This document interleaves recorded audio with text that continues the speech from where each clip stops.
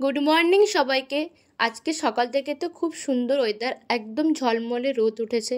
আর এই ওয়েদারে দেখে মনে হচ্ছে পুজোটা এবার খুবই কাছে চলে এসছে, আর সত্যি একটা পুজো পুজো ভাব মনে হচ্ছে। আজ তো জিমে যেতে পারিনি, তাই সকালে উঠে ব্রেকফাস্টটা করে নিলাম। আর আজকে তো ব্রেকফাস্টে মা চাউমিন বানিয়েছিল।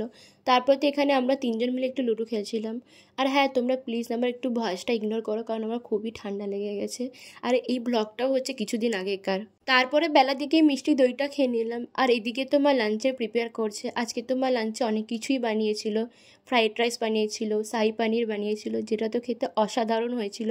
আর সাথে ছিল সাবুর পাঁপড়, চাটনি, দেন একটা সুর বাকি ছিল, ওটাই কমপ্লিট করলাম। একটা মারাঠি লুক ক্রিয়েট করেছিলাম।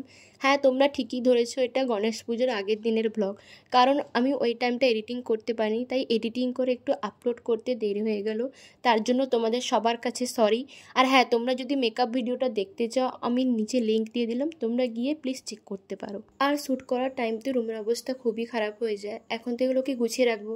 তারপরে বিকেলের দিকে বেরিয়েছিলাম, আর দেখলাম এই বছর আমাদের এখানে নতুন একটা গণেশ পুজো হয়েছে, আর পাশেই চলছে দুর্গাপুজোর pandal. So that's it for today, by.